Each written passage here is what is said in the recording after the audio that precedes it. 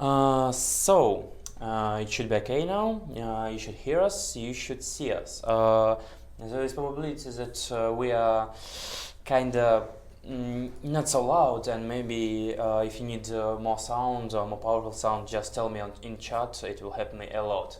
And let us introduce ourselves once again. My name is Malal. I'm a community manager of Olka Games, also known as Alexander. Sound level is okay, nice. And my guest today is a big one. It's Alexander Mishulin, creative director of Wrath of the Righteous and creative director also of Kingmaker, right? Yes. Hello. Hi all, yeah. Today we talk about three things. Primarily, we will talk about, of course, our games, Kingmaker, Wrath of the Righteous, and also we talk about what creative director even does. Like, okay, sounds like a big, hard word, but what do you do exactly? And about experience of our creative director in game dev. What kind of other games you did? What was your role here? How you even get in game development? Because I think, what was the year you started? Like 2000s? I've started at 1999, actually. Yeah. Fun fact, at 1999 I was exactly 3 years old. Like, no joke.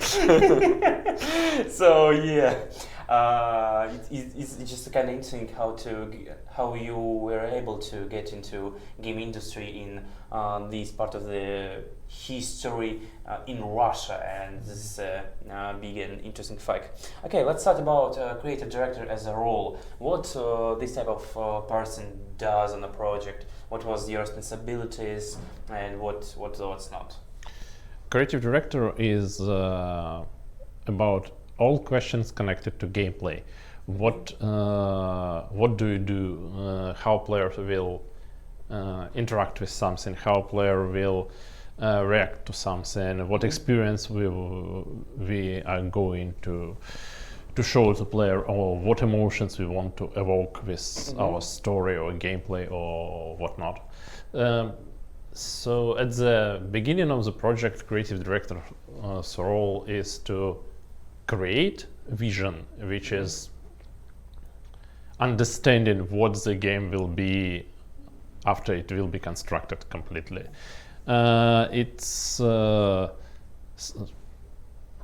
It's put on paper or on Confluence Wiki or something. Usually as a very game document, something like that. It's called. It's vision document. Vision document. Yeah, right. it's very small. It's 1 page long, and consists of very important topic about what we are going to do, what are the topmost features, what is topmost experience, and it's shared with all the team members. Especially at the beginning, it's usually a small amount of people, 7, 10, something like that. And we are starting to work on that, elaborating ideas, what we will do, what will mechanics look like, what will be our progressions and everything. And during the project, this role evolves a little bit. Eventually, most of the team members understand what we are doing and what vision we are following, what will happen at the end. At that time, it's usually about not the preaching the vision, but about controlling it, playing the versions and understanding that this thing is not working. And here we want to do scary, and it's not scary. It's probably something Comically else. or something like Yeah, that. and here we just hit the point. We don't want to change anything. We will put a dome of untouchability on this thing, and it will be. We will try to maintain this experience and probably translate it to some other places in the game, and eventually. We are releasing the game, and it's all about the control, and almost no amount of translating the vision to the team. It's something like that.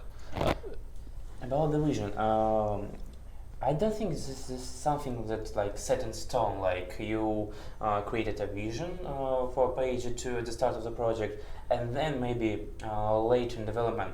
How big are the changes of this vision? Or it's like, yeah, we all thought and we all agreed on the thing, and we will keep the thing whatever it takes. How it works?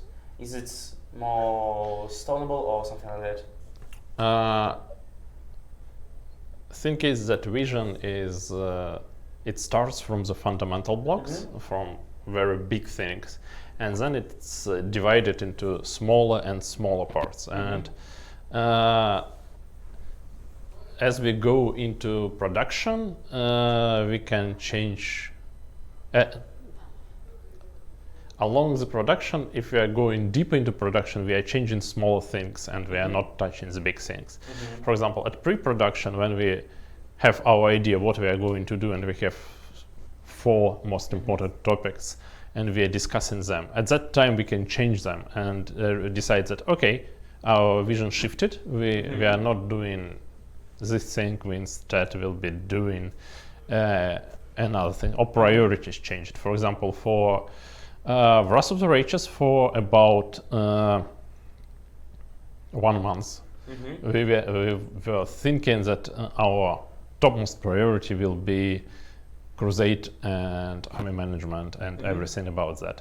And but we rather quickly understood that mythics are so important and so big and so interesting and flavorful feature that we want to put much more effort into that, and we want to put emphasis on these different stories, different experiences of being able to play Lich or Angel or anything.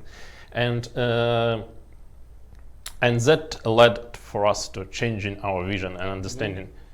Mythics were also in the vision, but not at topmost priority. And we shifted that and said, okay, the game will be about that, and we will be putting a lot of effort in here, and we will be still doing the Crusade and armies and everything, but effort will be smaller compared to the whole Mythic experience. And there are other examples throughout other games as it changed.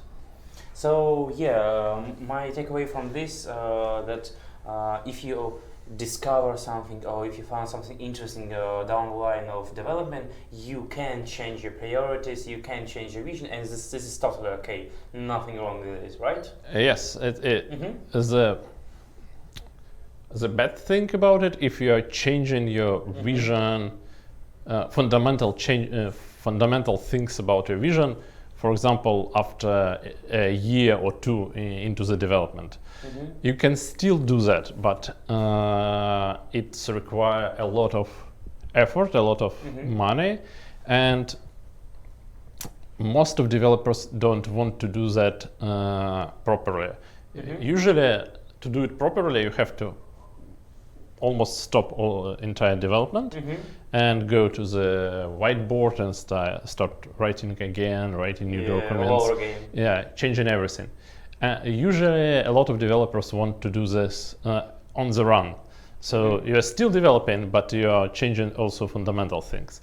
And at that point, it usually leads to very, very messy development with a lot of changes. We change that, or no, we don't change that, or...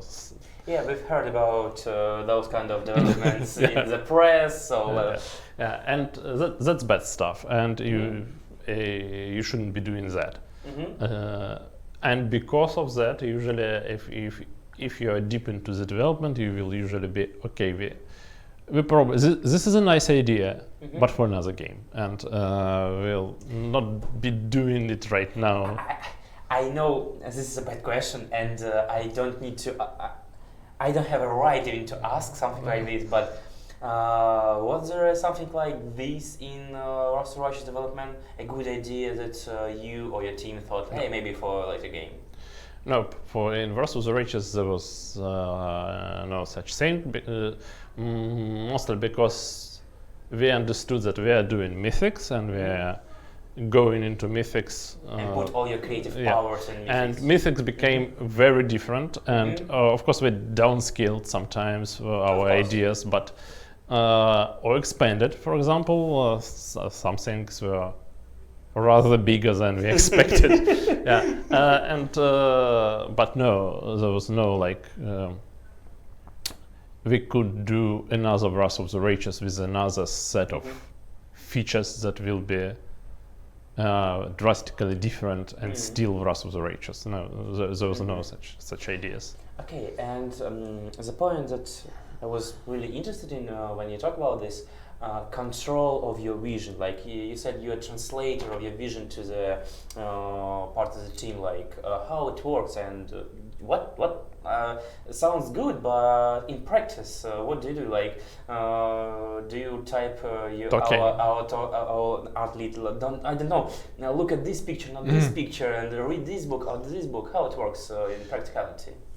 It's a lot of talking, like a lot, like whole day talking, and so you're trying to translate how you understand the game or some aspect of the game to the person who is responsible for the direction. References helps a lot. For example, if we can reference to something and say, we can do it similar to this thing, look at this and we want to evoke same feelings, or we want our mechanics to scale in similar ways, or we want to have as much choices as this particular game has. It helps. For game designers, because of that, for a lot of game designers, we want to have very broad knowledge of games to be able to share experiences and say, oh, do you remember that back in the days in that particular JRPG they did combat in this particular way? It was very interesting, and we can try to do something similar.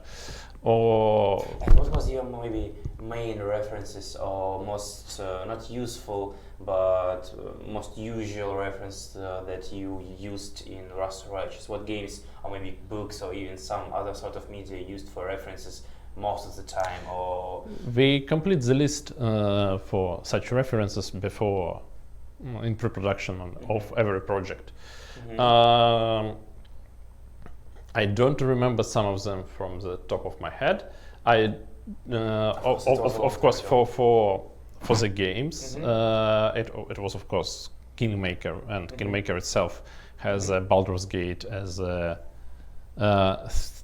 main inspiration, maybe. Yes, as main inspiration, as I think we want to walk towards the same direction of what Baldur's Gate made for Dungeons and Dragons, and how they worked with Dungeons and Dragons to translate it into the RPG experience for computer players. We want to do the same thing with Pathfinder and go through the same path and translate it for the gamers. And a lot of different dark fantasy books was involved. Some of them are rather new, like of course Witcher, but Witcher is it's commonplace. Also, I don't know exactly English name for that. I don't know if there is a translation into English for that. Okay, let us even okay, say me a name. Meekhan. Meekhan? Meekhan.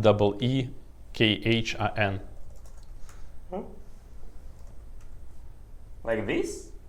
Yep, like that. Ah, Meekhan, okay. And it's and let's go on. Wait, there is no. Okay, this is a book. This is a series of book. Even don't have even a Wikipedia page on English. So yeah, only Russian and Poland. Yes, it's Polish. Rather specific thing. It's thing is that there are a lot of very interesting dark fantasy Polish novels right now. It's like a renaissance of such novels in Polish in Poland for some reasons. I don't know. Yeah, for some interesting video game reasons, there is a rise of this type of literature in Polish. Probably Poland. that. And it's interesting inspiration.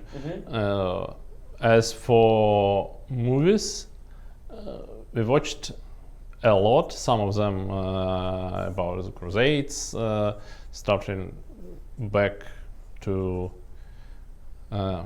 Flesh and Blood, I guess it was named. I don't exactly remember. Old Rutger Hauer movie about the Crusades and plague and everything. I know only one movie about this period of time, and it's from Monty Python. So yeah, I'm sorry. Yeah. And I'm not a specialist in this type of movie. And also we tried to find references for different experiences for mythics, and they were also quite different because of the experience we want to. Same goes for music, same goes for artwork. It's all over the places. Okay, there is some questions from chat, and a question to Alexander. Is it true you wrote a good chunk of Rachel? If yes, please write more. I don't know how creative director intervene or maybe interference with character writing. Is it true that you wrote even something original? I think it's all the work of our narrative designer. Right? Yes, it's our narrative designer that wrote everything. And he's also Alexander, if I remember correctly, right? We have several narrative designers, and a lead narrative designer is Alexander. It's Alexander Kamzolov, but actually, four narrative designers worked on the project alongside with him, and so they did a writing on Rachel, and I'm glad that the character really shines. And original concept of that was a collective work of Alexander, of I don't remember how many narrative designers, probably Nika was there, and Alexei, Arseny? I guess Nika, right. and myself, and we decided at the beginning of the project we construct a roster of characters whom we want to see as the companions. It also shifts throughout the development, but we tried to cover most of the spots, like introduce some new classes and take some old classes, take characters that fit narratively very well into the campaign, and also try to cover most of the races and make different combinations. And we understood pretty much earlier that we want to have a Hell Knight. But we don't want to have a basic as Hell Knight. But as we were playing with our roster, we understood that we don't have a lot of Inhumans, maybe? not non-human characters, right. And we want to have diversity in there. So we decided, and we started to think what we could change about that and how we can change something about that. And when we first came to idea that we have a gnome Hell Knight, it was like reaction of game designers was priceless, because they I was coming to them and saying, okay guys, we want to have something like that. Can we make it work? Because mechanically it's tricky. It's not a very good combination of prestige class and basic class. Race. Yes, it's tricky. And they say, you are doing what? What? Why are you thinking that way? What? And then eventually, we told them together, our concept of character is like this, that it's not the usual gnome character. It's a very specific, very stoic, very lawful gnome, and we want to go against the prejudice of how gnomes should work in yeah, Pathfinder we want to universe. make not a usual gnome, and it will be a point of his character that he is working this way, and he's very strong in his beliefs. Because of that he is bleaching, and he knows that And he doesn't care at yes, all. yeah, and he's dying, and still he doesn't care because he believes in something else, and his behavior is very rational, and it will be very interesting another look on gnomes, that they could be different, that could be not pranksters and crazy and doing the very different things just to prolong their lives. And yeah, eventually it worked, and people believed us and believed into the character. And after when we are doing characters, we usually start with one or two dialogues which are called reference for us, and usually it's some type or some small amount from the companion dialogues and some interaction with other characters. And when those two further dialogues were wrote, it was like immediate sell on the character. It's like, yeah, it's working, it's interesting, it's very new, fresh, and I really want this particular character in my party right now, please. And then we start doing all the work for the Rachel. And another question, I think it's for Kingmaker and Russell Righteous too. Do you still have as much involvement in the creative direction after years in development, or is it more in pre-production stage? So after the release, are you still this involved in maybe patching, updating, DLCs? Do you still interfere with the game with this hard this much? The question started with pre-production. So as I said, throughout the whole development, I am completely involved with everything. After the release, for significant amount of time, like months after the release, also each and every big creative decision involves me somehow. After that, probably a little bit smaller, with more decisions made by people who are doing this particular work for the patch. But I'm creative director for the particular games, but I'm also a creative director of the studio. So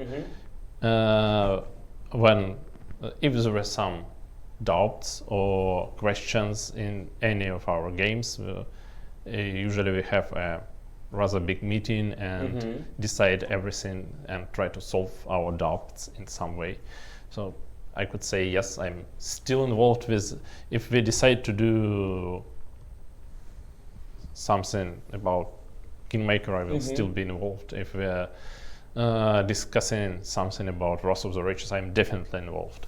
Yeah, I think this is not a secret, but we had a meeting just before the stream when we were talking about the game, some parts of the game. I can't disclose information, but it was a pretty important talk, and Alexander was here and was like a main man here, and we talked, yeah, we can do this, or no, we will never do this because this and this, and a lot of community managers cried at this meeting, but yeah, Sasha is Alexander, I'm sorry. It's completely okay. It's just for people, in English, in Russian language, Alex and Sasha is like the same name.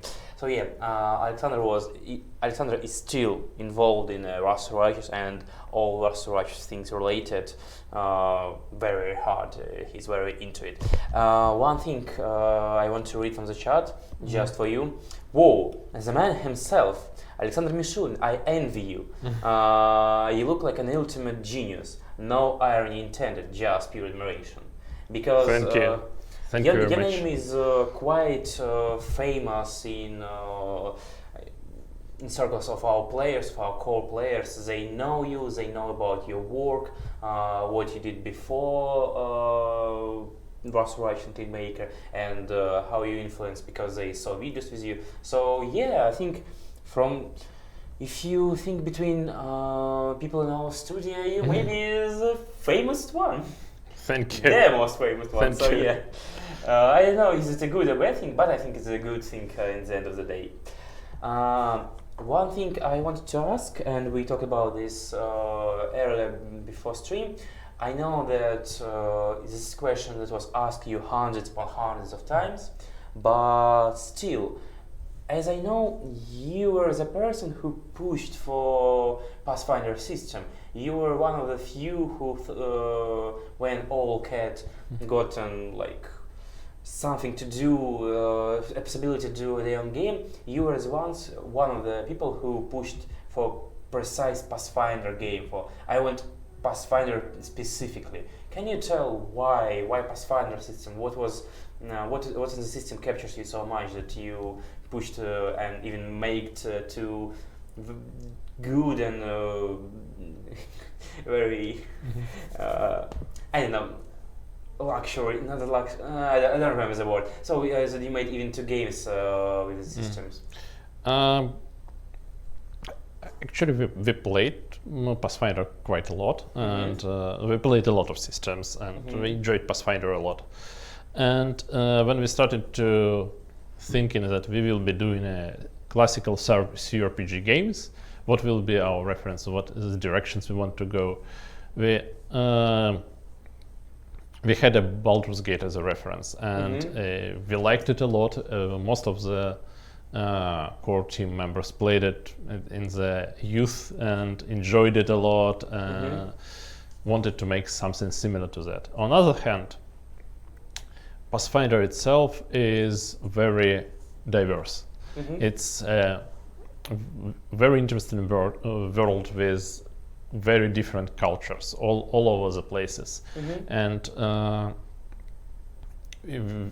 when you're playing it at the table, could be visiting very different fantasy Egypt, and then into the next adventure you can go to something very lofty, like Dracula's, vampires, castles. It's called Ustalav. And then you can go to Galt, where there is state of permanent French Revolution, and there are guillotines that suck your soul when they kill a particular person, and it's completely new experience. And then you can go and explore ancient spaceships that just crashed on Galarian. I heard from the team that you have a personal distaste of the guns and all guns related in Pathfinder. It's a rumor, actually. I don't dislike gunslingers. I think that some things fit better with some other things.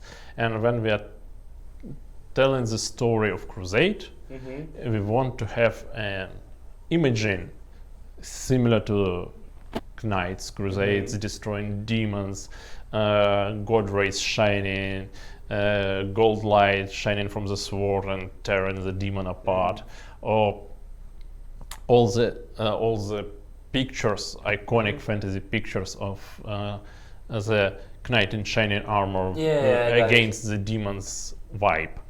And and F-15 will not be... Pistols is not part of this experience. You can still do that, and there are a lot of JRPGs that do just the thing, and it works.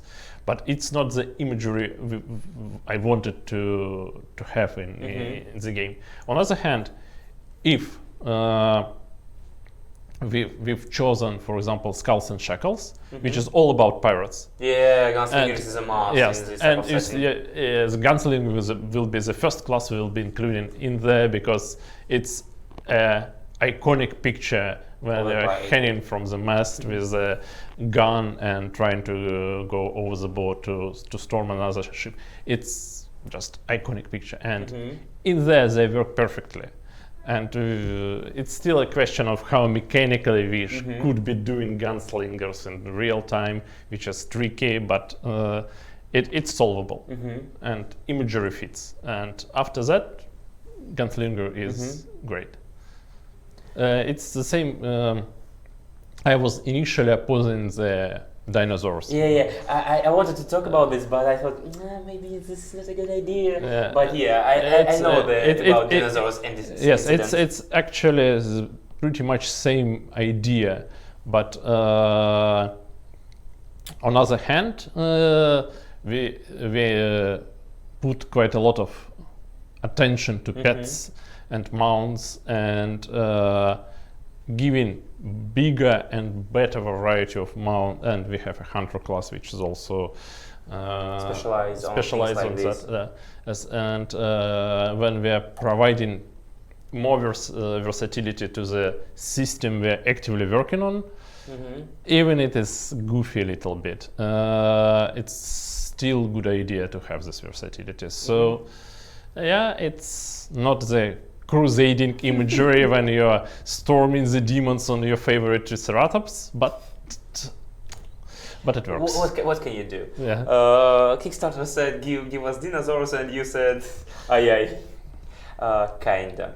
But no, I don't think that dinosaurs are destroying this imagery too much, because in the end of the day it's a fantasy, and I can remember dinos in fantasy that fits maybe not in this exact imagery, but fits very well. So it's not at the end of the day.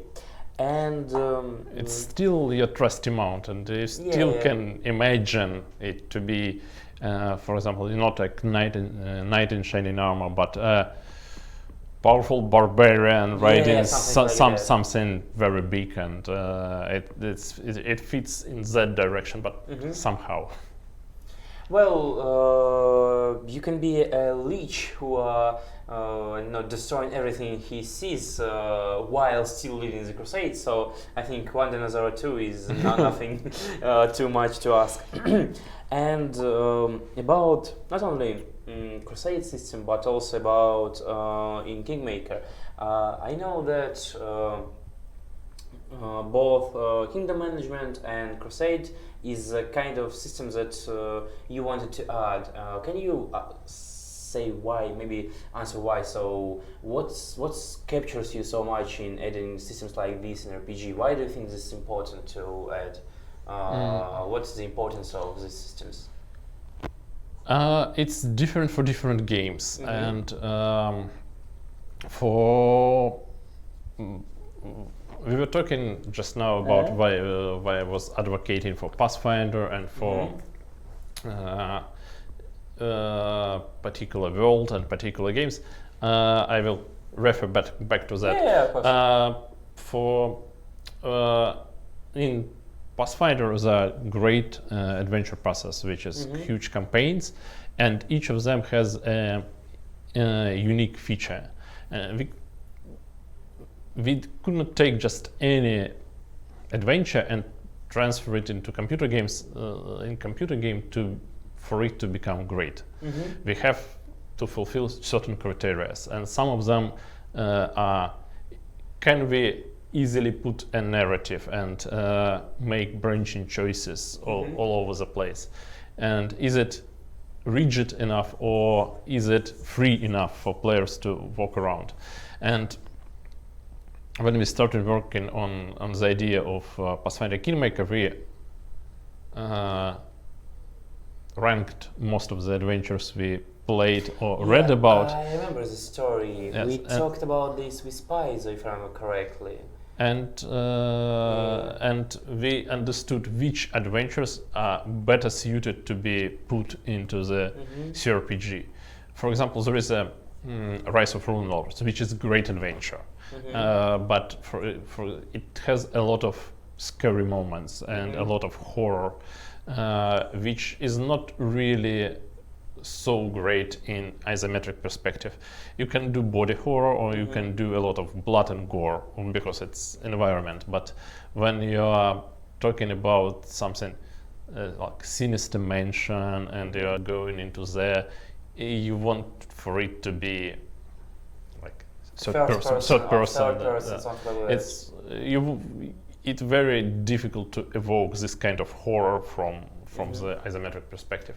You can still do that, and you can still play with lights, with like giving something close to the flashlight and trying to make a jump scares from that, and but still not as effective. It's still doing something and not real, using not right tools for the job. Yeah. And so we arranged adventure process in the way what we can do and what will be great for players to play.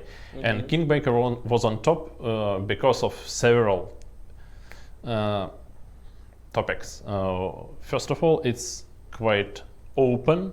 You can explore the world. On the other hand, the story was quite different. It was not about I am the chosen one, I am saving the world, but it was about I still was in the right place at the right time and became a baron, but now I'm trying to grow my barony, and I'm not trying to protect the world or anything. I'm trying to protect the thing I have, my claim, my land. And third thing was having special feature which diversifies it from other RPGs, and it is kingdom management. You're growing your own nation, you're building it, you're unique feature. Yeah, and you're putting your effort, you're making the decisions and everything. And that makes it great because it's different experience. On many levels, it's mechanically different, it's narratively different, but we have to support it. We have to provide systems that will be giving you that feeling. And kingdom management is a system that should be giving you feeling like you're growing something, you're evolving your land, you're making decisions that ruler should make. And can I ask a question between your words? You said about vision in the start of our talk. What about the vision of Kingmaker? Was kingdom management here from the start? What it was a focus of the vision? Or it was like, yeah, we need to make RPG, and also we need something else, and it should be, I know, kingdom management. Or kingdom management was always on the top of the priorities list. It was we were making. It was one of three pillars of the Kingmaker. We were making an Pathfinder RPG. We were having focus on the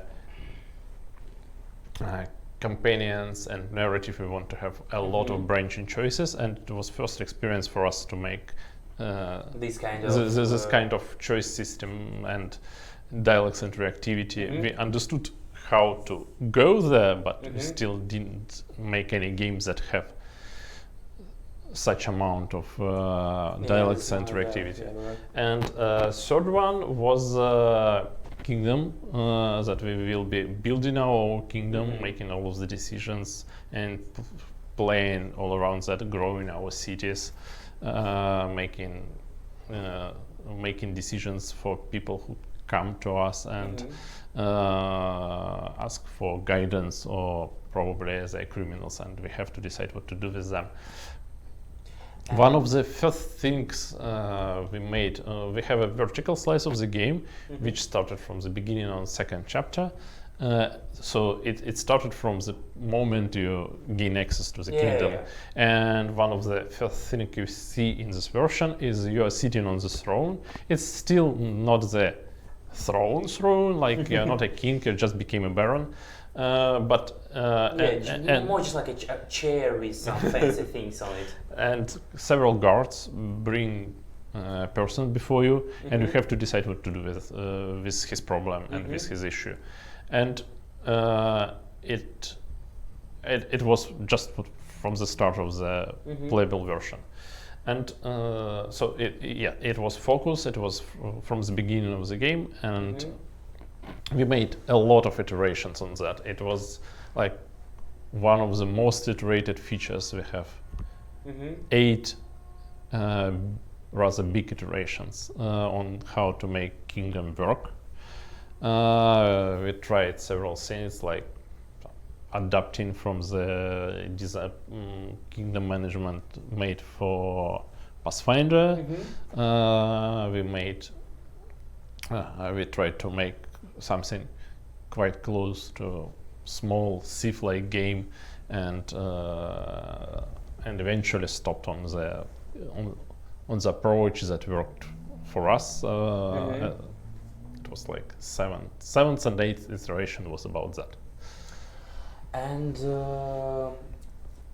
you worked on 2 games of this scale, Kingmaker and Resurrection. I think Resurrection is even more complex, even bigger than Kingmaker, but still, Kingmaker is a big game, you know? It will take a lot of your time, but how it was different to be creative director of these 2 projects? Was there a big differences, or it was more like yeah, we had we built some, I don't know, framework for this, and now we just have a new idea, and we need to put this idea in this already done framework? Or was it something like, or was it something else? Can you talk about this? How it worked? What was the difference between Kingmaker and Righteous as a development process? From your perspective, of course. It's not too different. Features are different, decisions are different, focus is different but processes are mostly the same. And it was probably kind of idea. In the development, I'm here. I just want to answer to some guy who thinks he's smarter than he is. Continue. For when you're starting developing a game, you are developing a lot of processes, a lot of framework, and you're building the structure that allows you to tell the story, to make a game. And throughout the process you learn how to do it better. And because of that, for example, some of the locations, some of the experiences that we are making towards the end of the development are usually better. And as we are finishing the development of the Kingmaker, we understood better how to make a game like this, and how we can take on challenges that were not acceptable for us at the beginning of the Kingmaker. For example, if we go from the start and decided we want to have such choices like a mythics that affect the whole story, that provide completely different completely different set of abilities atop on the basic development, and give so different experience, probably we would fail the whole development process, because we don't know how to make a basic game yet, and we are trying to shift it in all the different ways and make experience that are so different. Okay, but after the Kingmaker we already know that, and we you had a framework, as I said earlier. Yeah, and we are sure that we can make this experience, this basic experience, great. And now we can go on next challenge. Let's try to play with it, provide different experiences. Have fun with yes, this. let's try to increase complexity of the decisions, and having several stories that are not in there simultaneously react to something. So make a mythic path. And so the processes are the same, and the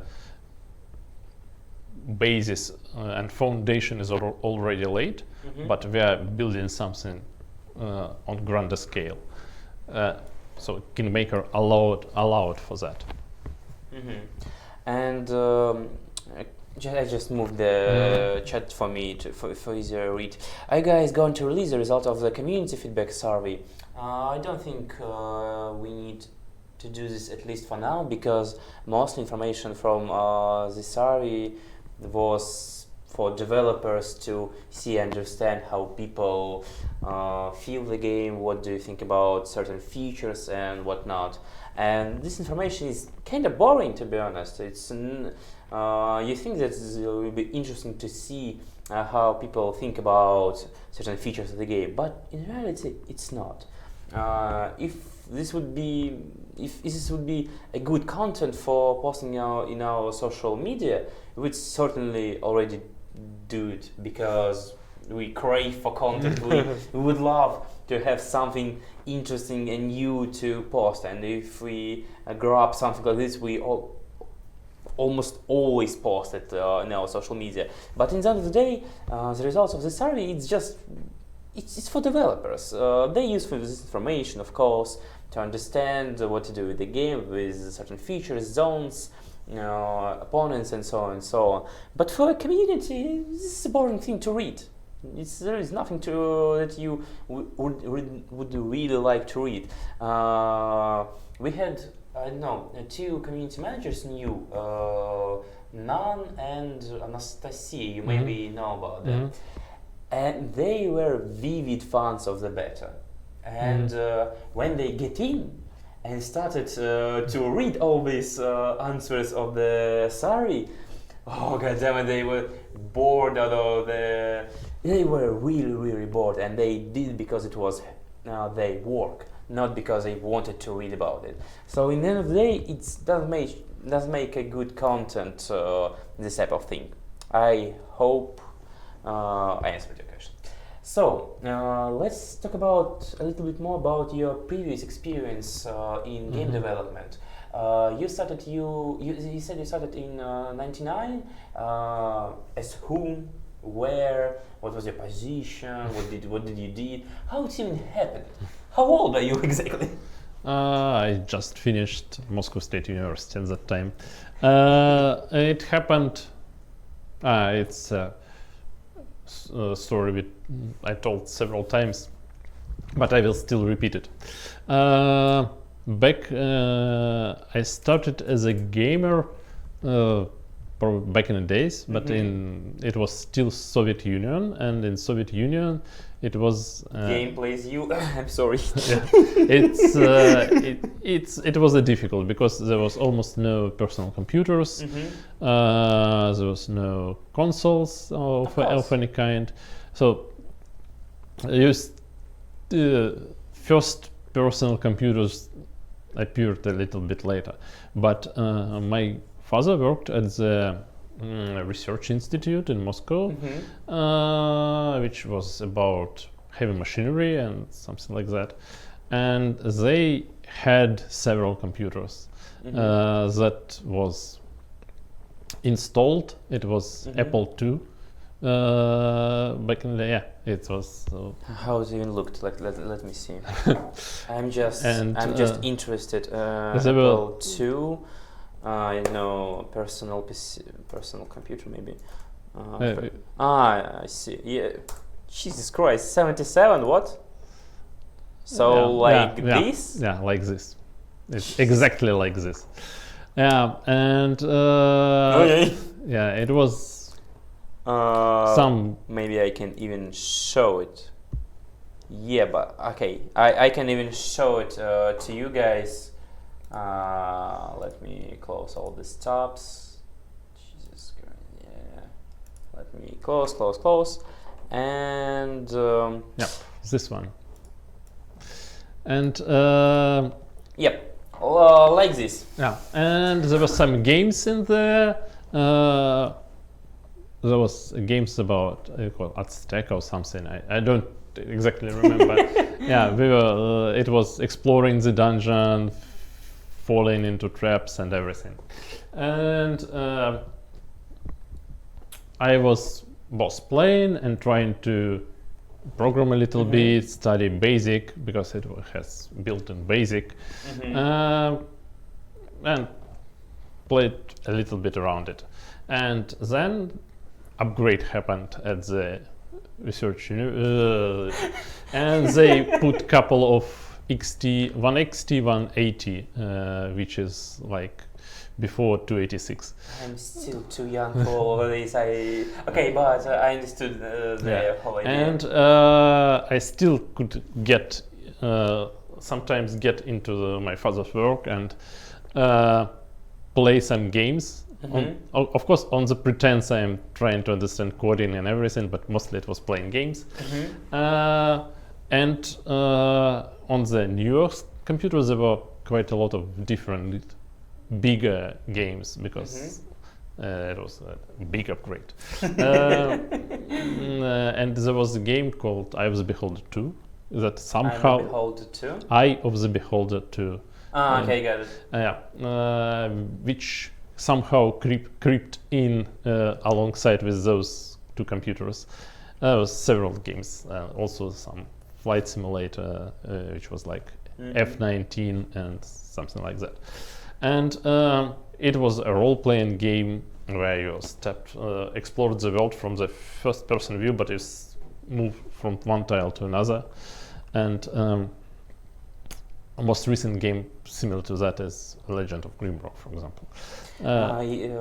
Chat laughing on me like, I doubt Malal played this game. Of course I don't. I was not even born. I was not even in this world when this game was released and had their moment of glory. Of course I didn't play it.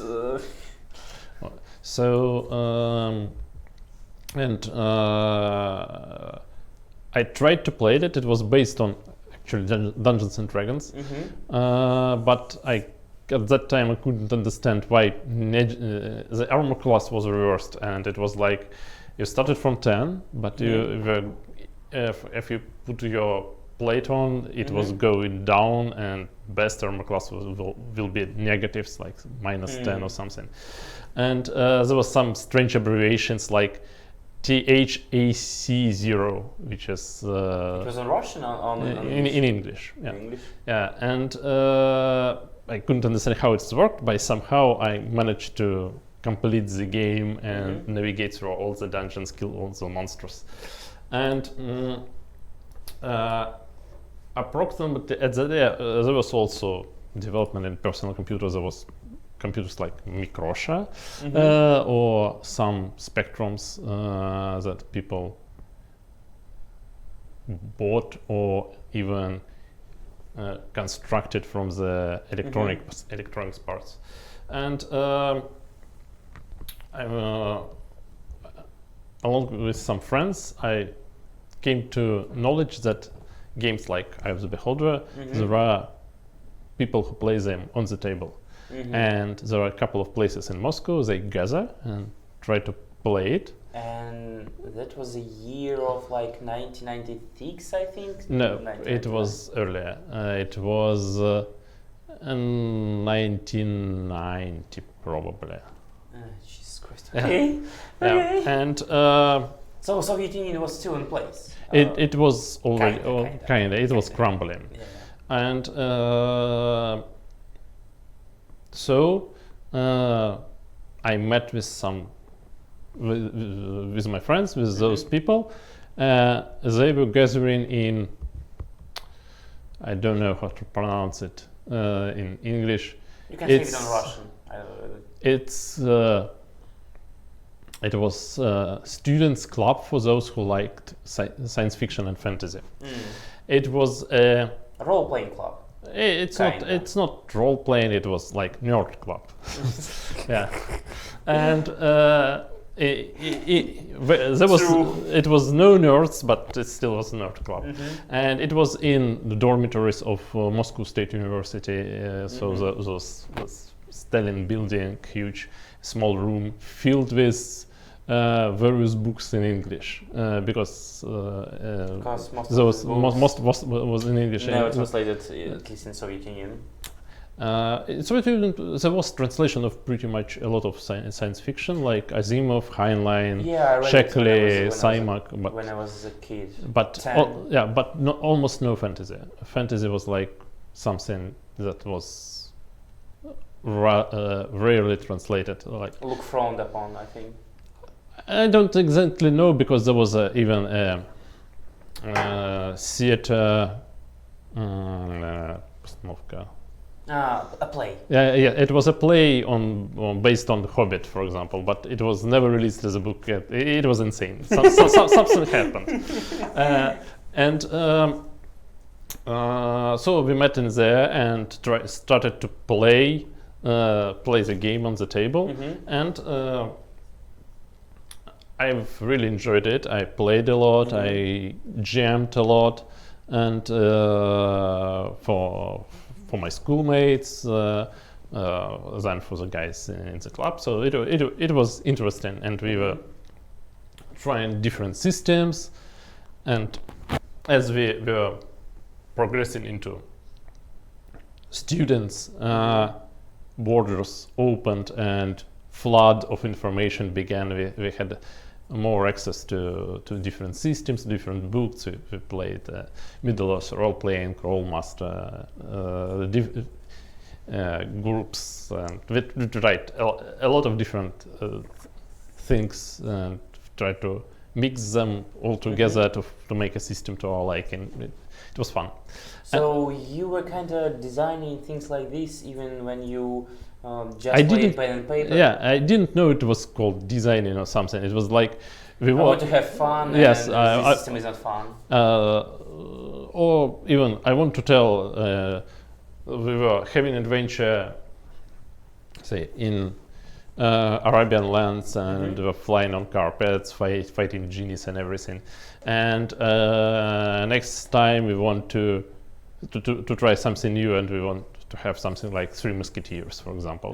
And there was no system for Three Musketeers in there, so you can try to, but no fencing rules, actual fencing or something like that. Yeah, I know the system. There is a 7C, but we don't have access to the 7C back then.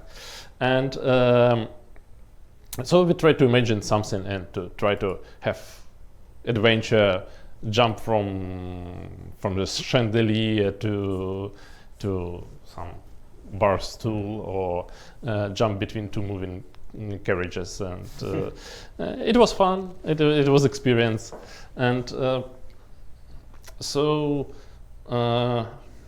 I eventually became a student of Moscow State University, not because of that reason. I actually wanted to become a programmer, and I was studying as a programmer. What kind of languages did you study? Because I studied as a programmer too, kinda. I was studying C++ and same. yeah, and assembler, because everybody got to know assembler. Well, it's Soviet. Not Soviet. It was. In the 90s, It's still assembler, of course. Yeah. But I too learned C++ in the university, but plus Java and Python, but still. No, it was like that, and I understood by that time that I am not really good programmer, and part of that I really disliked to debug things. It was a very frustrating experience when you're trying to debug program for 3 days and it's still not working, and you don't know exactly why it is not working. So not really good programmer out of me. Probably could be, but still I tried to work as a programmer for a year and it didn't work out. But also at that time I was playing a lot of computer games, because I already have some personal computer at home. All students that shared games and stories about that, so we were all there, and I decided I will be trying to do something about that, and I started to write reviews and solutions for one of the gaming magazines in Russia. It was Игромания, I guess. Yeah, I know. Yeah, and it's a famous magazine about games, and it's still produced, I think, to this day. It's maybe not it's in paper online. form, It's online. but it still it lives in some kind of form to that day.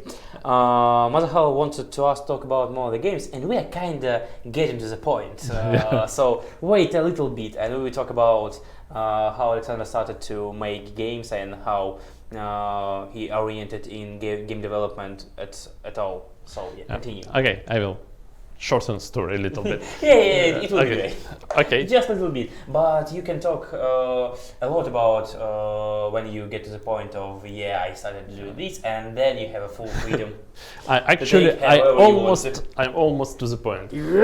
So I wrote a couple of articles, and when I was coming to the time I will be finishing my studentship.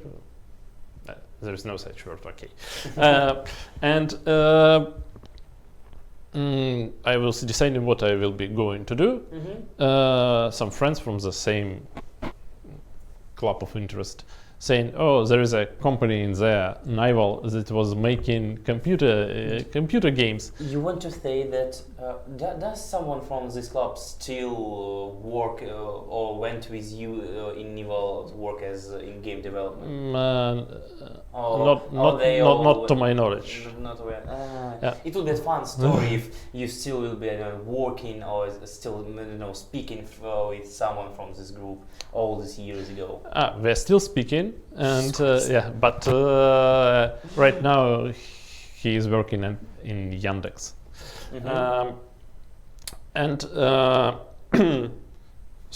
and I find an actually advertisement in the games magazine, which is like, we are looking for level designers for the Nival, and almost no entry requirements, so you have to be playing a lot of games, know about computers and stuff.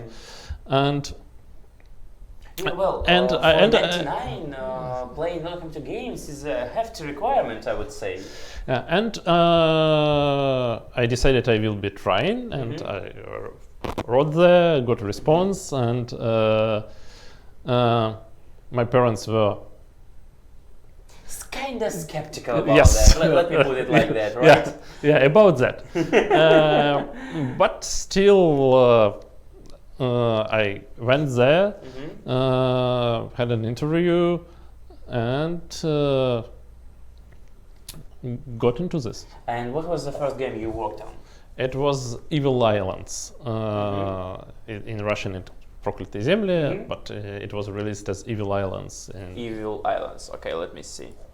Let me even show. Evil Islands. I started as a level designer. Islands. Yep. Проклятые земли on Russian. It's still, you can even buy it on GOG. GOG. GOG. Nice. Let me see. I will be showing them if you don't mind. Don't you? It's open information. Okay. Something like this. It's all on Russian. You can switch the GOG into English. I need to log in. Okay, don't mind. Okay, so this was your first game, and what did you did? Level design for most of locations.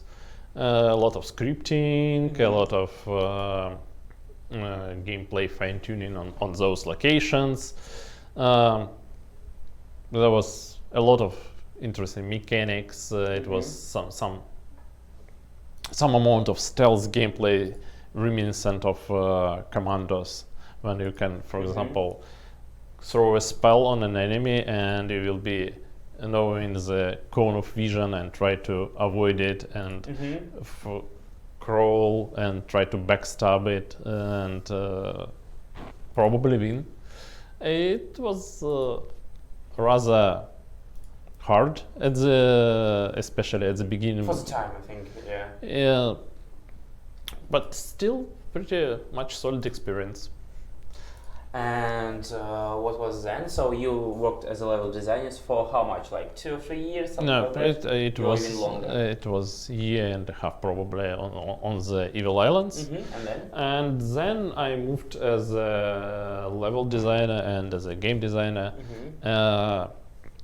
to Etherlords in English. It's Demiurge in Russian. Yeah, and it was kinda a little bit of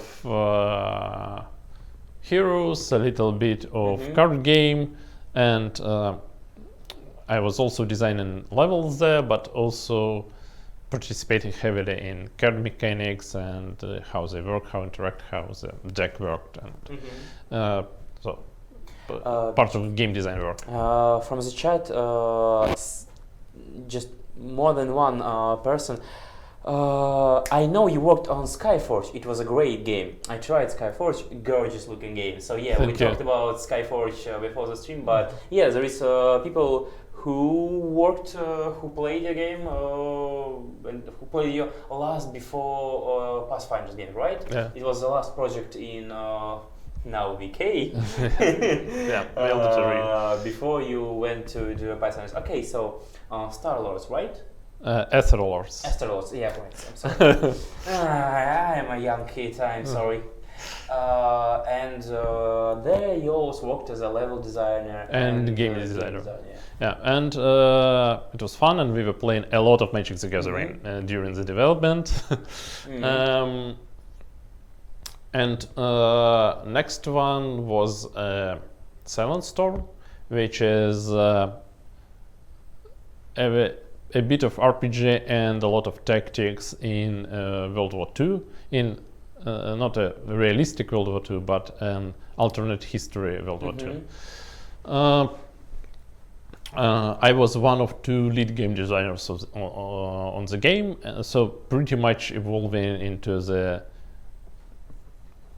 tasks we talked about, but also doing a lot of things with my own hands. Also related to level design, related to UI design and implementation. There was a lot of great ideas in Silent Storm, starting from the complete destructibility of buildings. It was very ambitious idea that took our programmers probably a year and a half to even work and on. What was the year for? Because I don't exactly remember, something like 2005, maybe 2003. No, not 03. 2005. This one? Yeah, 2003. Yeah. So it's 2000 Storm Gold Edition. Yeah, it's this add-on. Okay, let's do this again. Let's see. So yeah, so you would be able to destroy all of this in 2003? Yeah, and it even worked on not only on high scale but also on normal computers at the time. It still lagged when it tried. For example, if you hit there was a lot of stories about the game. For example, when programmers first made the system, we could not build any buildings. Why? They just crumble because they have you have to build it according to the physics. Yeah, so they have materialistic physics, and then your typical video games buildings was not able to stand. They just don't stand, and you have to build I don't know, constructing elements which take in weight, and then you will be able to support the building. But because of that, when you, for example, hit something with heavy explosives and this element breaks, the whole side of the building crumbles and you have access to it. It could lag a bit at that time on computers because you have to... I think a bit is kind of understatement. On low end it could be like 10 seconds. So yeah, it's understatement, but on high-end computers at that time it was like a small drop in frame rates. No, it was kind of real time. Because full-on physics simulation on the machines of that time sounds like a painful thing to do. It's hard to even... We had very good programmers, like immensely good. Secret weapon, yeah, I got it. For example, the person who worked at that time as a technical lead then went into Yandex, which is big IT company, and made a search engine for them, which is... Wait, can you repeat? I was reading the question. The technical lead of this project? Then in some years went into Yandex and remade the search engine. Whoa. Completely, the search engine. Okay. So you can imagine what kind of developers you had. Okay, that's a good flex, I must say. Nothing you can say against it. Yeah. So very powerful programmers team, and it was really fun working with physics, and the shots were simulated as well with game mechanics, but also with, for example, material penetration based on real physics values. And when sniper shot somebody, we traced 100 rays from weapon to location, and understood what are chances to hit this particular target. And sniper's ability was to remove all of the missing rays, and also, and not remove, but reduce chances to hitting rays that are missing, and hit the ray which go into the target. And that led to some crazy shots, like for example, my sniper sees a target, but actually there are problems with this shot. So the only ray that is going to the target, and imagine I have very powerful snipers that remove all misses and have only hit, go through the frame of the window, because it's wooden and have different penetration. Then hits a metal... A lamp, maybe, then ricochet. Yes, then a metal... stick, whatever. A metal stick, and ricochets, and that hits the target. And because he's a sniper and removed everything, it's just the only pass the bullet takes. And it's pretty crazy, and for debugging purposes we have a very interesting tool that rendered enemies as characters see it with those rays. So we trace all those 100 rays and have a pixelated outline of target, how our characters view this particular target in the game. Jesus Christ, it was so complex even at that times. We worked, we did two NRPGs back to back, but it's, I think, scary to imagine how people in today's shootings work, how they map their shots, mechanics and so on. If it was that complex, even in 2005, 2003, I'm scared to death to think how it works today. It's kind of probably it's working simpler than that, because in this particular game we want to be realistic in terms of physics, in terms of weapons. We had several consultants that told us about how it worked, and we didn't know better that we probably shouldn't go this way. Instead, we made a brute force approach and decided that we will try to do that. And there was quite a lot of interesting systems along with this one. And a good question from the chat, because next we talk about one of maybe your famous games before Pathfinder, of course. Three games that you wished you worked on, like released games, for example, I don't know, Baldur's Gate 2, for example, and why you wished you work? What was the experience you would I don't know seek for working on this type of games? What the dream jobs, but in the past, something like that. While I'm checking out if what people are saying are true about the YouTube, because it should be it's okay. Guys, don't scare me. YouTube is working as intended. It should not have any picture. It should not have any music. It's just redirecting us, all of you here. You see the live stream on here. You see that we are live, and you come here. Nice, nice, as intended. So yeah, about the question. It's difficult one. I definitely want to work on some of Rex's games, which probably not an XCOM, because XCOM is closer to Silent Storm experiences I did have, but on Civilization. So like games from Paradox for entertainment, right? For example, or not?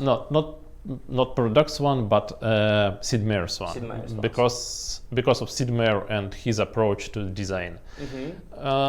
Because in my opinion, Paradox is all about different options and role play and interacting of those options all together, which brings your own personal story from this. For example, this time around, I want to play Stellaris, and I want to play the killer robots from the Ring World. It's actually my playthrough, and it's completely fine, great experience.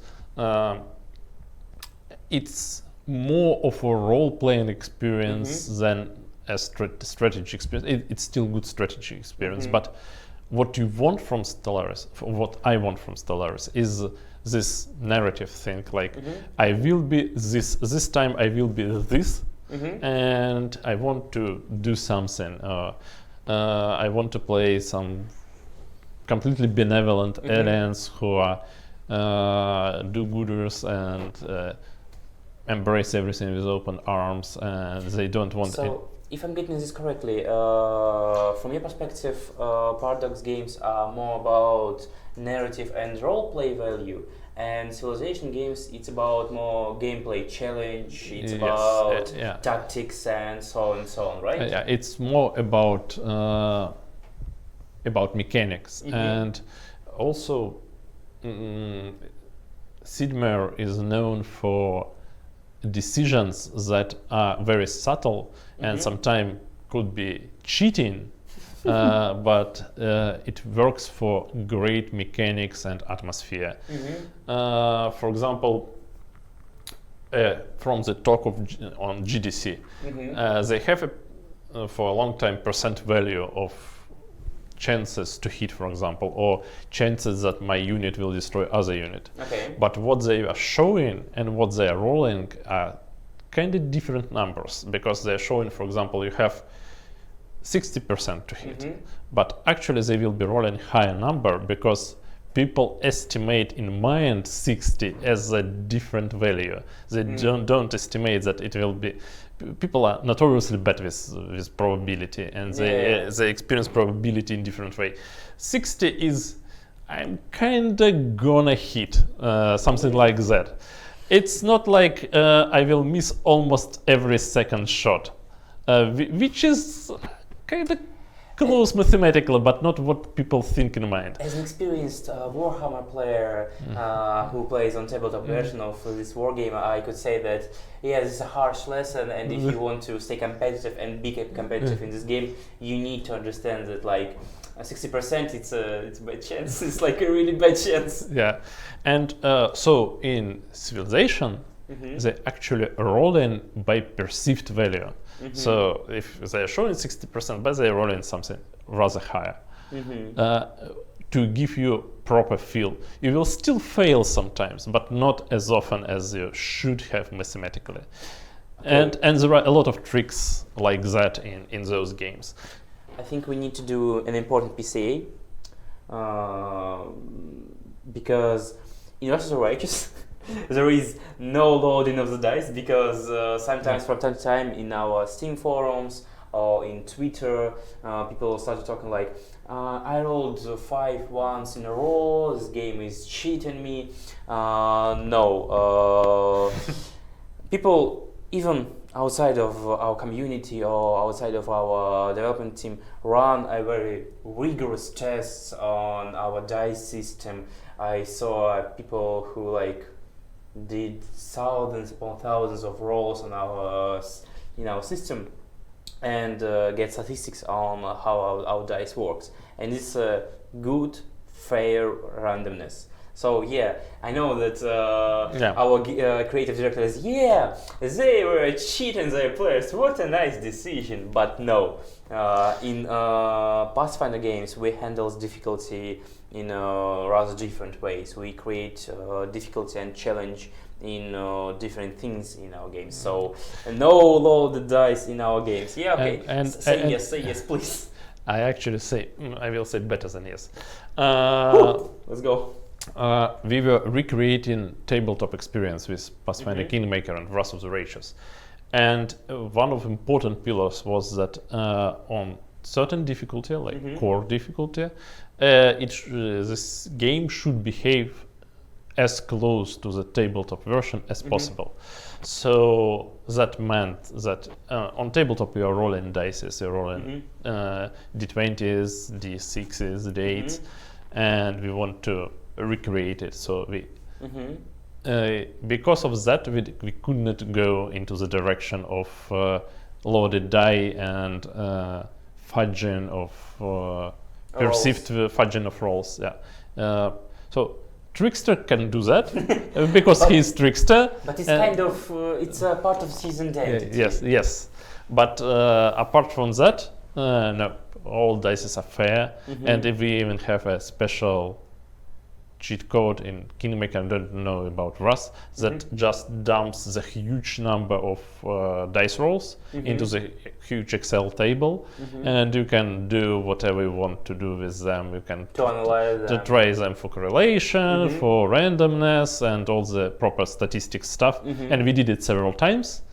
It's not perfect random generator, but it's rather good random generator. Okay, and you said only one game, one of 3 that you wished you worked on maybe in the past. Another one, it's I will say more of a genre, but not a particular game, because there are several games of this type that are interesting. It JRPG. It Final Fantasy VII as most main example of this type of thing. It's actually when I was talking to journalists when we were discussing the Kingmakers of Rust, some of them were asking why 7? Because for a lot of people in Europe and United States, it's usually 5 or 6, but not 7. 7 is still great and is considered a great game, but for me 7 was the first Final Fantasy I ever played. Because of that, it has a very precious place in my heart. It's understandable. So Japanese RPG game, which is very interesting because of their approach to characters and their approach to story, how they tell it, how they twist it. For most recent examples, it's Persona 5. Did you play it? I know it's not a JRPG, but it takes a lot from JRPG, like point to point. Just the last RPG that I played in recent times, it's called Ruined King from Riot Games. Did you try it? Ruined King, not yet. It's still on my wish list, but I'm. But Buzzy playing other games. And working. Sometimes we also work, not only play other games, but work too. And third one, probably something by old Blizzard. There's a lot of stories now about old Blizzard, new Blizzard, how it changed with acquisition by Activision. Something from the time they were making World of Warcraft, still making probably first expansion of World of Warcraft, or Diablo. I know that third one is controversial, but still, it's a great game, and it is really interesting to see the Blizzard approach to how they were making those huge games with all the efforts they put in, and how they maintained vision on something like that. It's a really interesting experience. So the three games that you wish to work with Cinema Civilization as a series, Final Fantasy VII, right? Either Final Fantasy VII, Persona 5, or something. So JRPG in general, you would like to... Huge JRPG. Huge JRPG, okay. And the third one, okay, I get it. That's I think it's a good list of the games. I think people from the chat are, and all Blizzard of course, are happy with the answer. I think it's only two games left that you didn't talk about. It's Allode. Three games: Allode and Skyforge. It's a huge MMOs, right? And they still working and they still alive. They still supported. Allode in particular now it's making. They are both supported. They still have everything: player base, add-ons, expansions, new classes, everything. And they were very different experiences because they're for different ideas and different audiences. Like, for example, Allods were really about it was Russian MMO.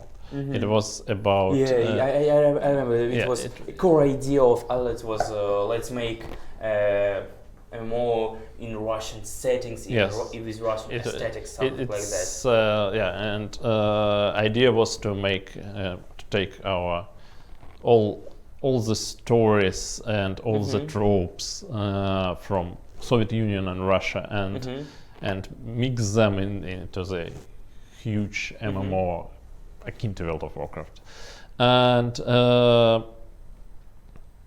it worked, and we made one site which was based on Russian history, mighty Tsar, Russian fantasy, folk tales, and everything. And on the other hand, we have a Soviet Union with very totalitarian aesthetics, huge buildings, almost modern cities, and uniforms. So techno fantasy, but make it Russian at the end of the day. It's on one hand it's fairy tales fantasy. On the other hand, it's technological fantasy. They even have undeads, which were not undeads, but undeads, but robots. Sounds legit. I never played one because I never played a lot because I'm just not an MMORPG fan. It's nothing. It's not for me, but still sounds great. And we still released it in the worldwide, and some players enjoyed it. But idea was that we are making it especially for Russian audience. And Skyforge was aimed at action MMORPG players all around the world, and it was huge development and undertaken. It was biggest team I worked with. Like, how many people? At peak, it was 300 people. 300 each. And it was in what 2012, something like that. Let me count a little bit. It was released probably in 15. 15, right? We could check, but something like that. Allode Online, right? Skyforge. Skyforge. Yes, Skyforge. Yeah, 15. So 300 people did Skyforge, right? Worked on Skyforge. It was different number at different times, but by the end, from 200 to 300. Okay. And of course, a lot of outsource and everything. It's Yeah, of course, it not was completely in-house. Of course, no games is completely in-house nowadays, and even 6 years ago, still a lot of outsource is a good thing. It's a normal thing. It's just my favorite question from the chat. Let me see. I saw it. Yeah, this one. Does Mishulin have any guilty pleasure games? Games you don't want to be caught playing, like Farmville or Sims?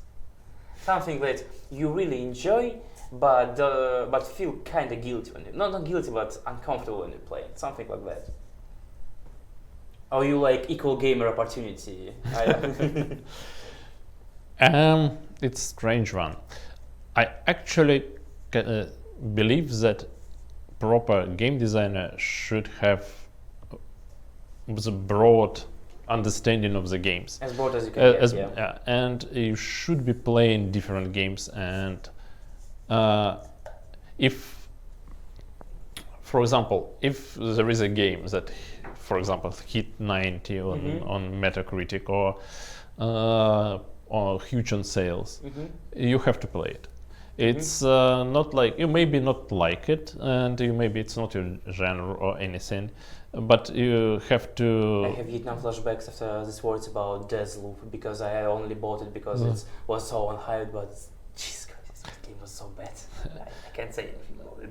I can't say anything good about this game. You still have to look at it and understand what made it so great in critics or players' eyes. Yeah, right. and what are good things about it, what are bad things about it, and so it's when you're becoming a designer at certain point of your career development or your development as a game designer, you kind of developing an internal switch. You can be playing a game and deconstructing it in your hand at the similar time, or you can be just having time, having fun switching time. it off and okay, I'm just having fun playing it, and because you have to be looking at everything, there is no game like you are. You feel you're guilty you're playing. For example, I play quite a lot of mobile games. Because I know I develop mostly for PC and console, but still I have to understand what is happening on mobile thing. And I played Gardenscape or Homescape, for example. But nothing film because your brain was working at the moment or having fun. What was the regime of your brain? At certain time I understand most of the mechanics and good things earlier than I stopped playing.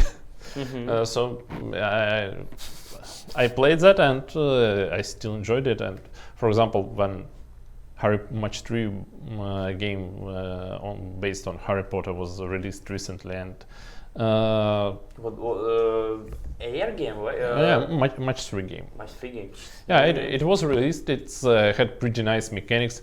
It had pretty fast introduction of new mechanics to Match 3.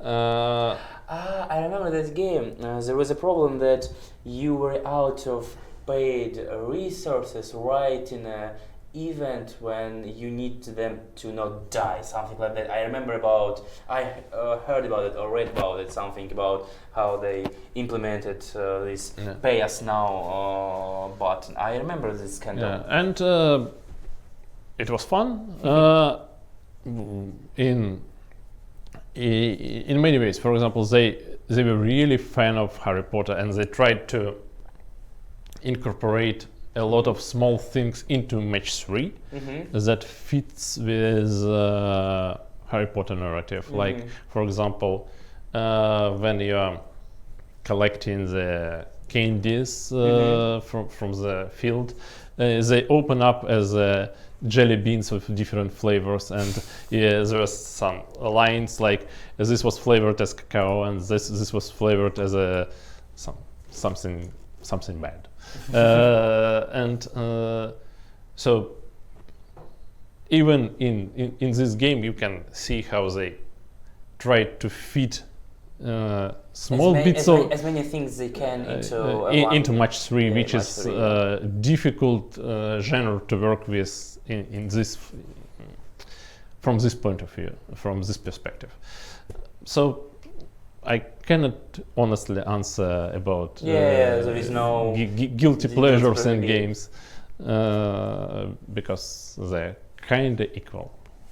Okay, just a quick question that I can answer if you don't mind. Question, will Pathfinder Resurrection mod support Be Good as Neverwinter Nights 2? I could rewrite my own spells and recompile them easily. We will add more mod support in the future, that our game will be compatible with Steam Workshop, but it will be coming later down the line. We already committed to it in Kickstarter, if I remember correctly. But as of now, we are working on it and we'll be releasing it later. It maybe will not be as hardcore and as open as Neverwinter Nights 2, but there is a lot of nice modders on the scene who worked on on Kingmaker or works right now on Rust Righteous. I think you will find interesting things to do and to mod later. Steam Workshop to share mods, etc. Yes, you're right, and for much easier installation, because right now you need to find a folder, then rewrite your JSON file, and this is kind of not an easy process. Later it will be just 2 or 3 clicks in Steam and you will be done.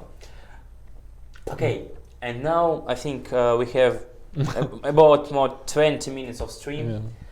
And I said it briefly before I started the stream, but now it's time for real confession.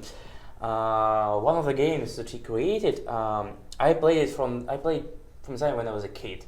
Like, I'm literally 25 years old. So when I was a kid, I played one of the game, and it was like one of the game from the series, and it was like, okay, it's a fun game, but I'm 6 years old, I have no idea what was happening. It was the second game of this series. Then there was a third. I kind of rushed through it, and so some people don't understand me because of this. But later, when I was like, what, 12 maybe, or 13, or maybe later, I found a new installation of this series, started playing into it, and then I lost myself for several years. I played it by myself, I played it with my friends a lot, and I still be playing it for this day from time to time. Like, for example, last time I played it, 2 weeks ago with my girlfriend? Like, we played a duel in this game. So, yeah, I'm a big fan. Thank you. Thank you. This is kind of not fair enough for other games, and that you work like a lot or Skyforge. But let's talk about Heroes of Might and Magic 5. You were a creative director of this game, right? Yes. And as you said earlier, maybe I don't remember some things, but what interesting things you remember from this game? And right now you will be the only one talking, because I fired up a game and I think I can even stream it a little. So the mic is yours. There is you talking for like 20 minutes about Heroes of Might and Magic, while computer's kicking my ass because I didn't play it for a long time. Let me be honest. Okay. I will still need some questions, I guess, but I will try to tell some stories. It was the only time I was waked up by the call from my boss that was very early in the morning, like we have a situation here, please come to work. It was early morning in Saturday, and when when I came to work, it was the boss said that we are participating in tender by Ubisoft on who will be making next Heroes of Might and Magic game. Wait, what? It's really happened like this? Like this seems kind of casual. It's not really casual. I didn't even know at the time that some publisher can have a tender between several developers on who will be working on the next installation on of their IP. It's like strange thing, in my opinion. So we met all together and start to discussing how we can approach the Heroes of Might and Magic. What will be great to make in the game. The problem was that Heroes of Might and Magic 4 was divisive in terms of divisive in terms of community, gameplay, and so on and so on. There was on one hand there was quite a lot of innovation. On the other hand, there was a split in community that said that it is not a proper Heroes and everything, and you should be looking on Heroes 2 and Heroes 3 as a proper Heroes. And we also had this division inside the dev team. A lot of designers and a lot of people really like second or third, and so we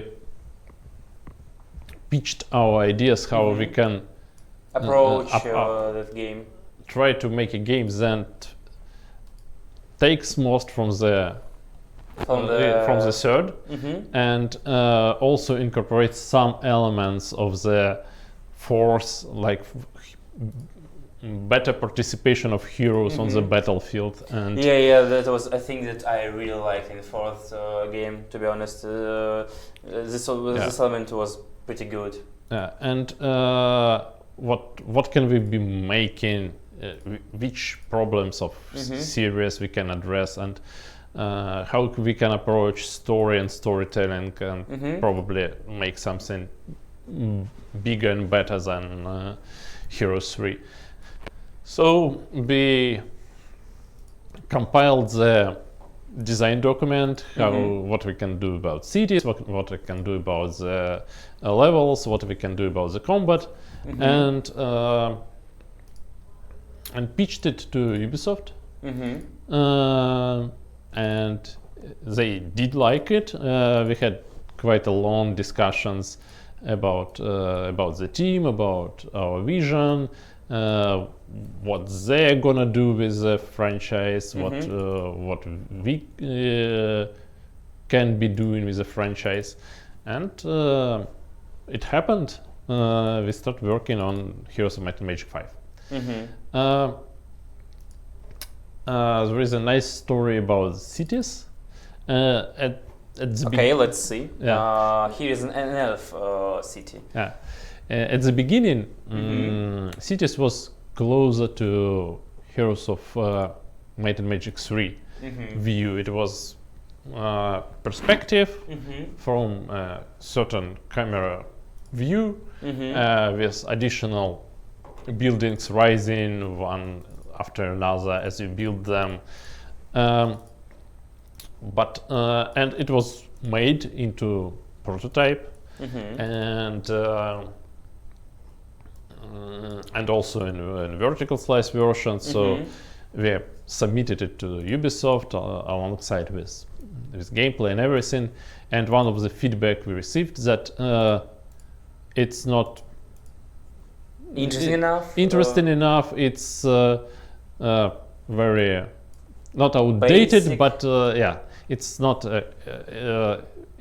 paying full respect to the grandeur of cities, and should be re-envision it somehow to make it more epic. So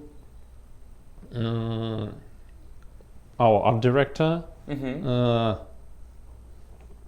took quite a risk, I think, something like that. it's not a risk, yes, but also he went into recluse mode for a week or two, and he just sit behind shuttered doors, not responded to anything, and trying to understand what to do about it. And after that, he told us about his vision about 3D towns with camera rotating, with epic scale. The first we were experimenting with human town, with all these big statues and spires and everything. And we took into it, we modeled the whole city, made it run somehow on the required system. And next time our producers were visiting us, we took your comment to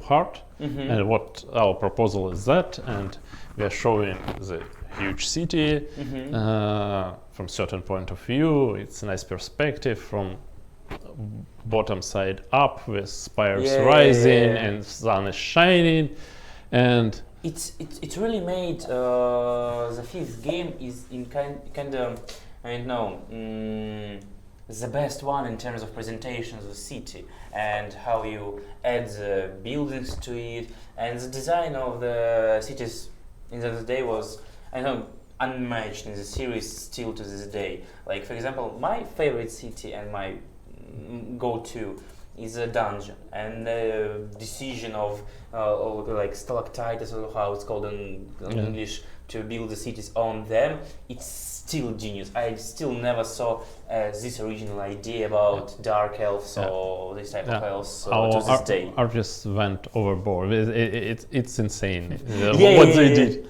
And so we are showing them the city, and they say, yeah, it's nice, it's very nice looking and everything. But throughout the talk, we understood that they didn't understand it's 3D and alive. It's they thought it's pre-rendered.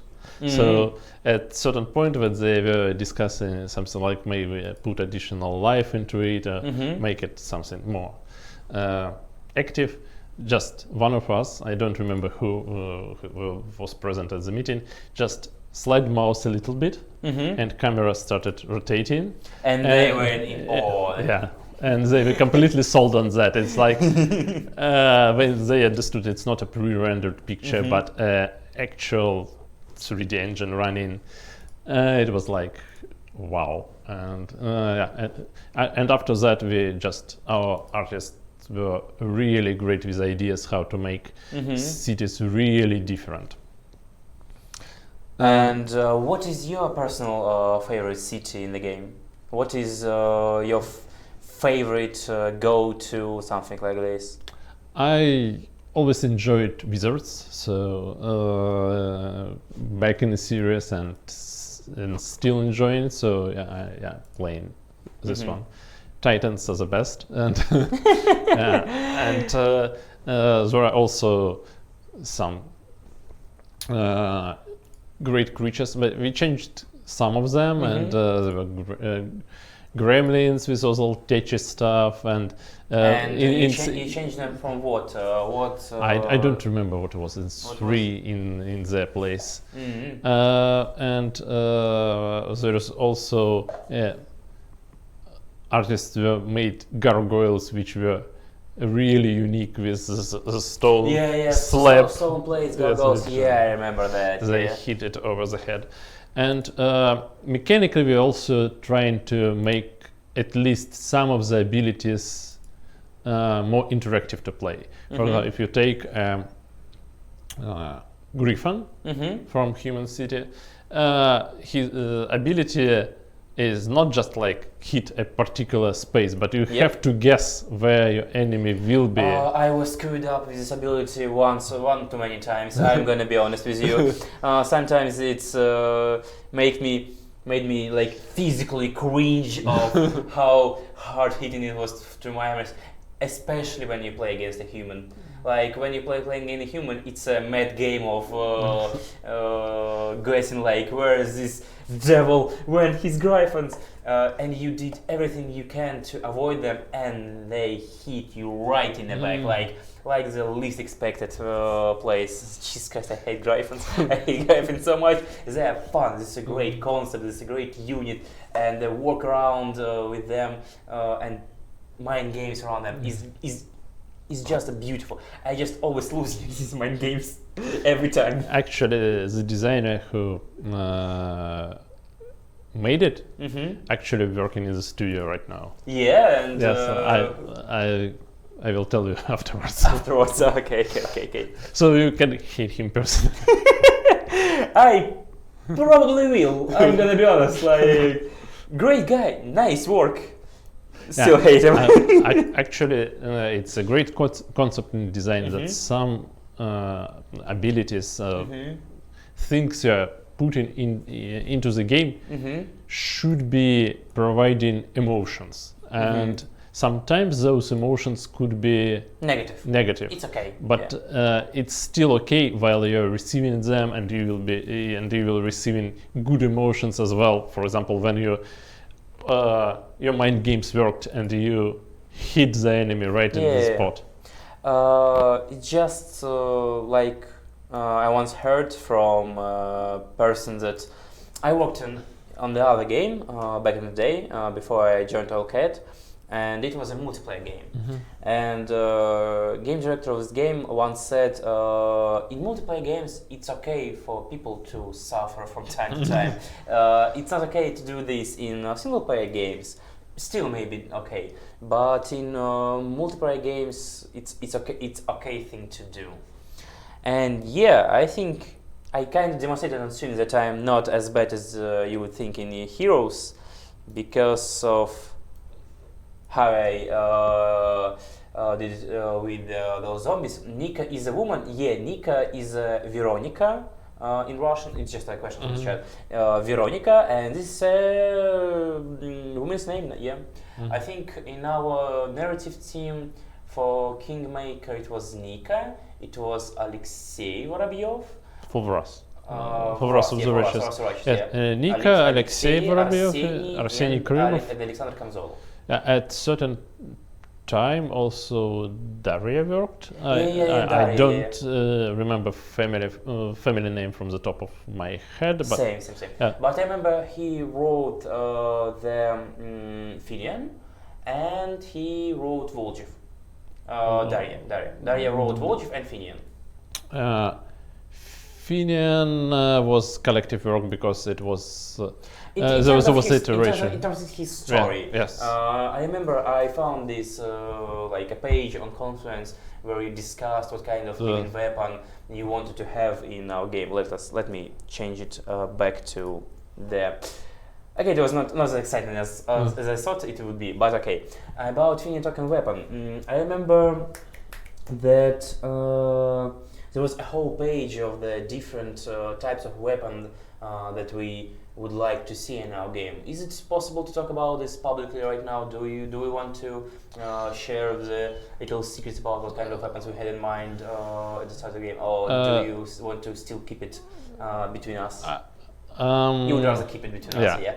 Okay. We have, for most of the characters, there are quite a lot of concepts, and only several of them were like worked from the first concept. Some required like several approaches, several iterations to make them as interesting as we possibly can. Nikki does a great work. She's an evil writer, though. Every single of our writers are evil, and if you think they're not, you just don't read enough of their work. Trust me. Has Nikki ever done a stream? Yeah, I invited her once before release, and she was invited by Lisa and swimed with Lisa a couple of times. Yeah. And there is a plans for us to invite her once again in the future. Comes is in evil, right? Comes is in the chat. Yeah. I think it's him. I think it's Cam himself. Maybe. I will take that as compliment. Yeah, it's almost certainly him. Like there is no chance it's not him. Yeah, Alex is here. So yeah, Alex, if you want to, you can come to our stream too. We would be happy to... Владимир, привет. Да, это он вообще без шансов. Тут это да. Yeah, hi Alex. Yeah, come to our stream too. We'd like to see you. So as of now, it's past the 2 hours mark. I think we can kind of be closing the stream. Maybe there is something I haven't asked, or maybe you want to talk about something we haven't talked about. Maybe you have any ideas what you would want to discuss or say to the players or viewers. Not only for those who are on the stream right now, but for those who will watch this stream later on YouTube. There's a question about voice acting, I see in chat. I don't know exact question. The question was, if I remember correctly, we will be possible to mod in your own voice lines.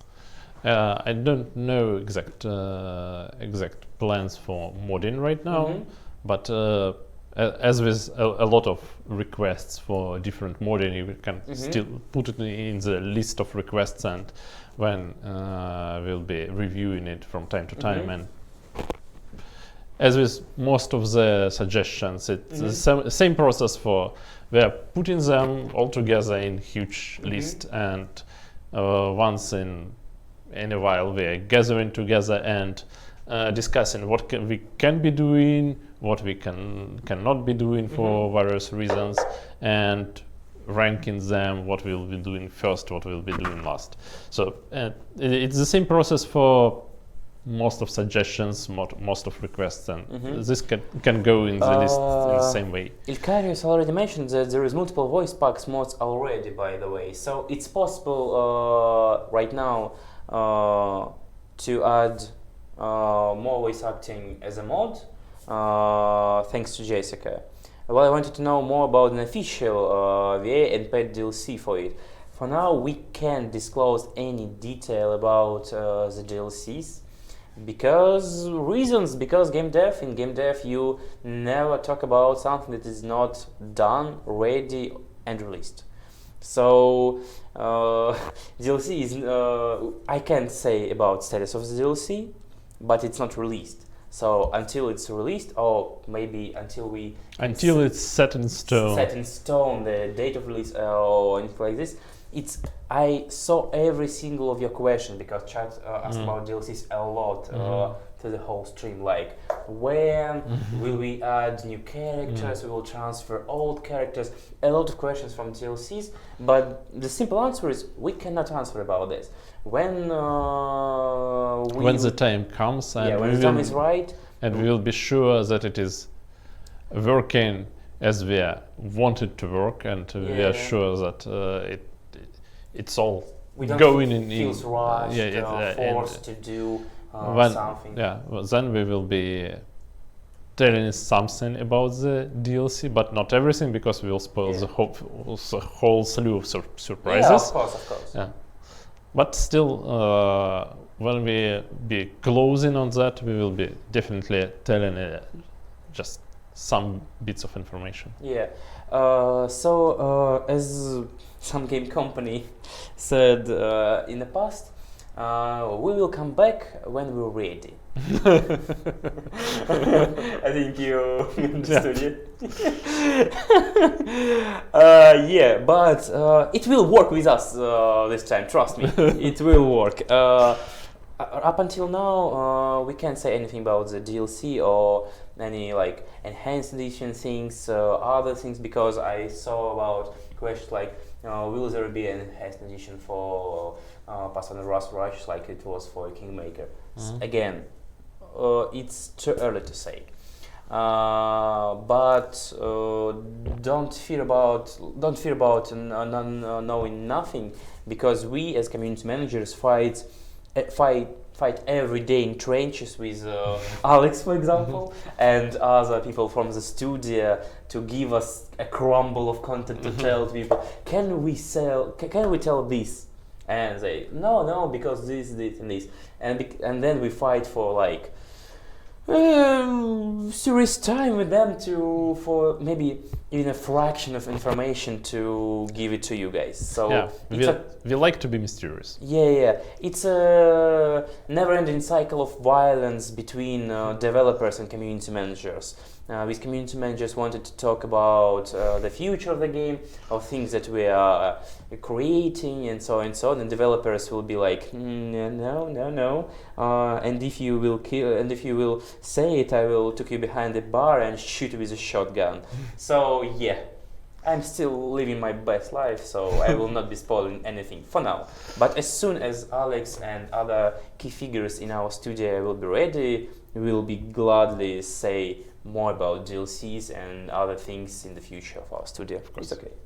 And I wanted to say thank you for all the support. I really like that you're enjoying the game, you're playing it, you're giving us information, your emotions, your thoughts, and it's always really great to have players who are so much enjoying and the game and telling us all about it. Thank you very much for that.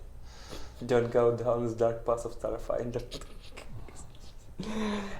It's people already saw a lot of vacancies from our studio, and their main quest is Starfinder. And no comments here, I think.